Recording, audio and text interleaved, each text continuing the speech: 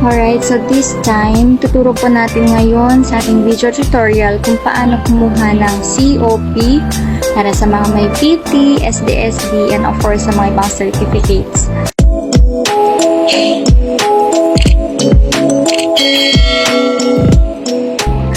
So, dapat meron tayong internet, open your Google Chrome or any browser.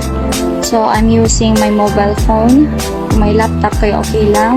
Search natin ang Marina mismo.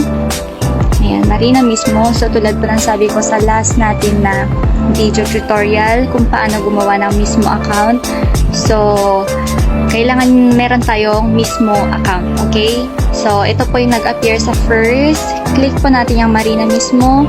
Then, scroll natin up. Then, kung wala pa kayong Marina mismo or mismo account, dito, so pwede nyong i-click yung sign up para kayo ay makagawa ng another account or new account ninyo kung wala pa, ano. Kung meron naman na po kayong account, so just click this one, itong sign in. And then, ilagay na po natin dyan yung email address natin and then, of course, yung password na nailagay nyo. After nyan, i-click natin yung I'm not a robot and then click natin itong enter, itong red button. Okay. So, ito na yung mag-appear. Andyan na po lahat ng inyong details or informations. So, ngayon, dahil mag-COP tayo or kukuha tayo ng COP, click natin yung select transaction. So, kailangan niya ng COP ng kanyang 2-4. So, itong, ayan, kung certification or COP yung kukunin natin, ito yung click natin, itong pangatlo. Yan, certification. So, pwede tayong mamili kung regular, expedite, and walk-in. So, as of now, hindi pa available ang walk-in. Then, pag expedite ang pipiliin natin, kailangan po yan, meron kang flight details, then galing sa mismong company na letter na pinapa-expedite. Ibig sabihin yan is rush na kailangan mo na yung certificate na yon na makuha ka agad, okay? So, kung itong regular, minsan kasi umaabot ito ng 1 month, katulad ng mga ginawa namin noon kasi naiba na itong parang process nila. So, no need ng appearance. Kailangan mo lang ilagay or i-download lahat ng inyong mga documents and files dito sa inyong account. So, before natin mag-proceed dito, ituturo ko muna kung saan nyo i-download para as one siya. Para as one siya. So, dito sa may documents, click nyo yung documents. Ayan. Maglagay lang kayo dito mga document nyo. Lahat ng mga kailangan. And, lalo na ito sa may mga trainings ninyo and then mga valid IDs. And, of course, yung ating 2x2 na ID picture. Okay?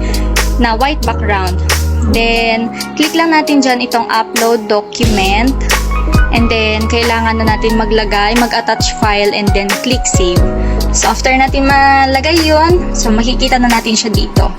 Okay, scroll up natin. So, andyan lahat, no? Mga certificates, including mga valid IDs, your medical, seaman's book, na natatakan, lahat na mga kailangan, okay?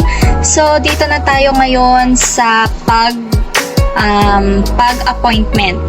Okay. So, select transaction. Then, piliin natin, dahil certificate ang kailangan natin, COP. Alright, click natin yung pangatlo. Then, regular, kasi hindi naman siya mai-rush. So, click natin yung issuance. Kasi first na issuance ito. Alright. Pero kung nawawala or what, so kailangan ng revalidation, then replacement. Alright. So, dahil first issuance to, click natin yung issuance, then ang select class is COP ang kailangan natin. Then, makikita natin lahat dito ng gusto mong i-COP na certificate. Ibig sabihin, dapat meron ka ng training certificate. Kung mag-COP ka ng basic training, dapat meron ka ng basic training certificate. Alright? Before mag-COP. Kasi hindi ka makakapag-COP kung wala kang training certificate. Alright? So, ngayon, ang kunin natin na i-COP ay yung kanyang 2-4. So, hanapin natin dito. Always double check, alright? So, 2-5, dahil 2-4 ang kailangan niya. So, ito yon. Ratings forming part of a navigational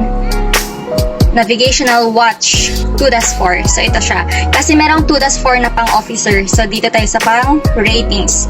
Alright, and after that, click natin nga itong I hereby declare. Pero kung kailangan dalawang kukunin nyo, for example, kailangan nyo pa ng basic training na COP para as one yung pag-process, click nyo lang tong add certification, alright? Pero kung isa lang, delete natin of course.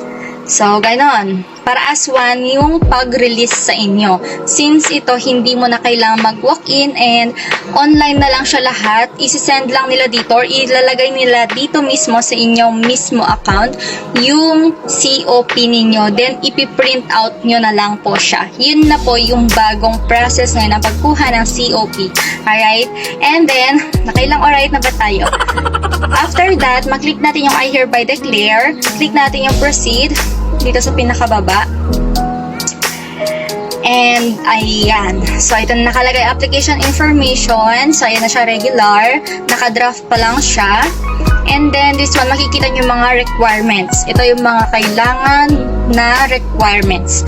So, kailangan natin i-attach yung mga documents. Meaning to say, lahat daw ng mga naka-red na ganito, ayan, mga naka-asterisk, kailangan yan na mga requirements. Okay?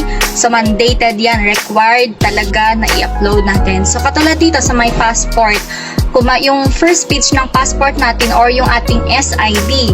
Ano ba tong SID? Ito po, kailangan niyo pong panoorin yung aking first video tutorial on how to get this SID. Alright? So, dahil na-upload na itong passport and SID, click natin yan, ano? Nakalagay na dito sa ating mismo account. Sa pinakababa, click add attachment, then attachment existing document dahil meron na tayo dito na nai-upload. So, yung SID na lang yung kunin ko dahil approve na siya yon. SID. Ito na ating SID. Alright, this one. SID. Add select. Okay, you have successfully attached. So, double check natin. SID? Yes, tama. Tama yung ating SID. And then next is, meaning to say yan, kapag hindi siya nag-green dito, ibig sabihin, kailangan pa muna nilang i-approve. Ibig sabihin, hindi pa nila na-approve. So, medyo matagal-tagal kung ganon. Kasi abuti kayong maabot minsan ng 1 month. Pero kung dati na siyang na-approve, dahil dati ka nang nakapag-COP, meaning to say, mabilis na lang yung process niya, alright? So, next one is kailangan natin ng upload valid medical certificate. Ito na yung certificate nung nag-medical ka. So, ayan. Ito naman po, no, pag magme-medical kayo sa isang kung may company na kayo na na-applyan at pinamedical kayo, kailangan yung ibigay sa kanila yung inyong SRN number. So, ito yung importance ng SRN number natin. Kaya kailangan natin gumawa ng mismo account. Kasi ida-direct na po nila yung certificate ninyo dito sa mismo account and iba din po yung ibibigay nila mismo na certificate na ibibigay sa ating company. Alright? So, this one. So, na-click na natin yan. Click ulit natin add attachment. Ayan. Hanapin na natin ngayon yung ating na-download na medical certificate. Okay. Then, na-select na natin. Add select. Double check natin. Ayan. So, tama. The next one is, ayan. So, di ba approve na siya kasi naka-green na.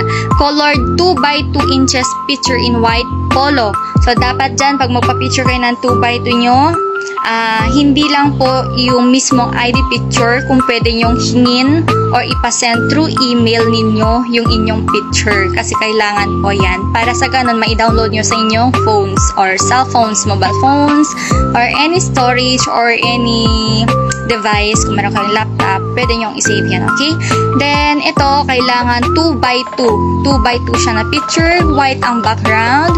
And may collar dapat yung inyong suot.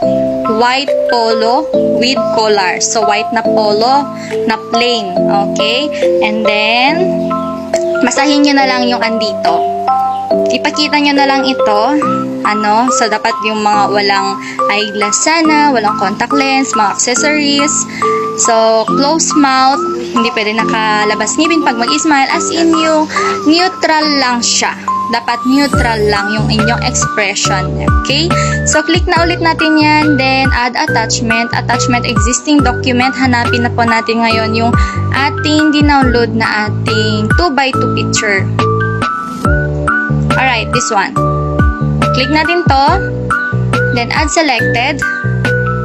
Alright, so na-select na po siya. Double check natin kung tama ba. Okay. And then next one is ito, Practical Assessment Certificate for RFPNW. Nakalagay dito na for those assessment completed before September 1. So, yung assessment naman kasi niya is bago lang. So, year 2023. So, no need na siya na i-upload.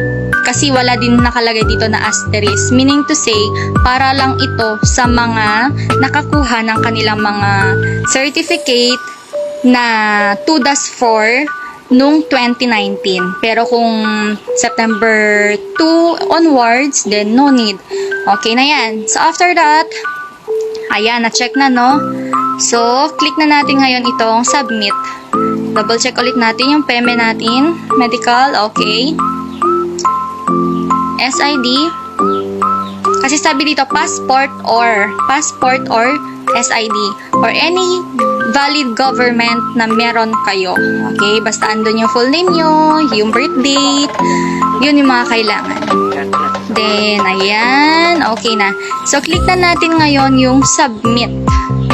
Then, nakalagay dito po ay confirmation. Are you sure you want to submit this application? Of course, yes. Okay, so we already submitted. Once na hindi pa kaka-upload natin yung picture natin or mga document natin dun, wala pang nakalagay na for appointment. So, medyo matatagalan pa kayo niyan mag-aantay ng mismong appointment ninyo. Okay, mag-aantay pa. So, ito, pipiliin na natin yung for appointment. Makakapili na tayo dyan. Makikita natin yung mga available. So, for this month of July 2023, we don't have, oh my god, yeah, wala tayong available na slot for this month. So, ngayon, click natin yung next. Ayan, August 2023 ang meron. So, ang pinaka-earliest na meron is August 17. Click na natin yung August 17. So, nakalagay dyan, you have selected August 17, 2023, 9 a.m. to 10. So, after yan, baba natin. Ito na yung appointment details natin. Purpose natin, certification. Transaction is regular. Ang schedule natin yan is September 18, 9 to 10 a.m. Ang amount na babayaran po natin ay 130. Yan po ay babayaran din natin online or di kaya pwede sa mga bayad centers, Palawan, or any na pwedeng pagbayaran ninyo. Alright? So, mamaya makikita nyo yan. So, ito, screenshot nyo. Para sa ganun, meron tayong basis. Then, after nyan, click natin yung proceed. Okay, so after that, ito na yung confirm appointment natin, yung appointment details natin. Walang nakalagay na branch kasi nga po, ito po ay online. So, isi-send lang po nila dito lahat ng mga kailangan mong gawin, step by step. Mag-i-email din sila sa'yo and meron ding nagsisend through SMS sa text messages. Okay, so ito nakalagay din ang schedule date mo, ang transaction number, very, very important po yan. So, screenshot na po natin yan ulit. So, click natin yung proceed. Okay, appointment successfully set. Ang transaction natin today, it's July 15, 2023. Nakalagay dyan na certification, ibig sabihin COP.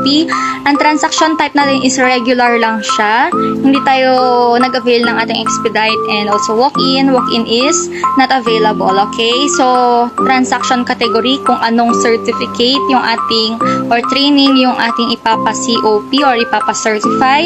Appointment date natin, tulad ng sabi ko, August 17 ang pinaka-earliest na date. And then, amount 130. So, nakalagay dito for final evaluation. So, yun po, aantayin muna natin na ma-evaluate bago tayo ngayon magkakaroon ng confirmation na talagang okay na siya. Wala pang nakalagay na payment channel niya. Kasi yan, dyan malalagay kung saan natin pwedeng bayaran, like that. So, ito kasi, makikita mo na dito yung amount. Then, sa payment status, channel, ganyan. Kung na-release na siya, then anong branch. Andito na yung ating QR code. Yan yung ginamit natin na reference number para mabayaran itong appointment na ginawa natin. Okay? Para ma-release nila. So, ito na kasi dati yung mga transaction noon, kaya na talagang mabilis na lang ngayon na approve na kaagad yung mga document kasi dati na po na nag-COP, kumuha ng COP gamit tong account na to. Okay? So, ganun lang po siya kadali, ano? Ay, makikita nyo ngayon yan. Ayan. For example, this one, nagpa-assessment siya ng practical assessment niya ng 2-4. So, ayan. So, makikita dito lahat. Ayan. Lahat ng mga transactions na ginawa ninyo. And ulitin ko sa document, i-upload nyo na po dyan yung mga training certificates ninyo. And then, mga valid IDs, NBI, vaccines, lahat ng document ninyo para hindi na po masyadong hassle, including your C-service, kasi kailangan din yan, mga C-service, passport, seaman's book na nakatatak, mga medical record nyo, picture nyo, kasi hindi na kayo mahirapan mag-upload niyan if ever na kailangan nyo gumawa ng transaction dito sa ating mismo online. So, ito pala, tag-email sila sa amin noon, tapos yung email na yon doon namin nakita, then may dinownload lang po namin doon sa may email sa amin. Dinownload namin doon yung document, then saka namin siya print out.